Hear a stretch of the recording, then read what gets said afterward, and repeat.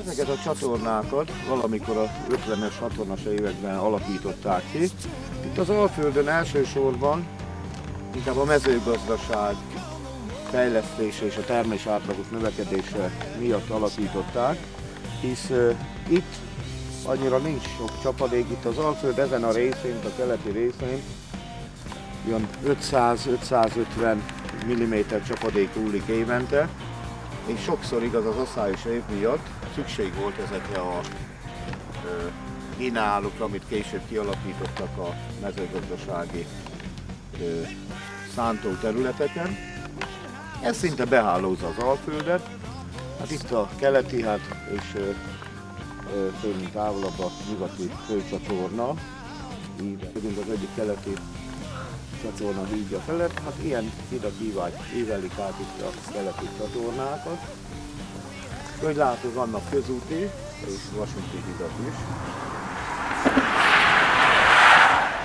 Hát a mezőgazdaság hasznosítása mellett fontos szerepe volt az árvízvédelemnek. Tudjuk, hogy a idők során rengeteg, hát nem csak a Duna, hanem a Tisza átterületeire is rengeteg pusztítást okozott a Tisza, illetve a mellékfolyói.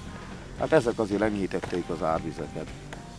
Ezen kívül a szórakozásnak is teret ad a keleti főcsatorna, illetve a környéke, hisz elsősorban, ha körülnézünk, láthatunk különböző vikendházakat, hát ahol a sporthorgászat, a különböző vízisportok, hát és a szórakozás, a pihenésnek ad lehetőséget. Hát sajnos az utóbbi időben eléggé elhanyagolódott, itt gondolom inkább emberi mulasztások, vagy emberi rehányságok miatt eléggé szemetes lett. Itt elsősorban igaz a kommunális szemetet, illetve hát a sokszor ide hordott a háztartásokban, vagy ipari részekben ide borított szemetek is szennyezik a vizet. Hát ha azt nézzük, hogy és talán a szlogen is, de ha komolyan gondoljuk, hogy a víz az érték, a víz az kincs, akkor azt nagyon komolyan kell gondolni, hisz a víz szennyezése nagyon nagy problémát okozhat.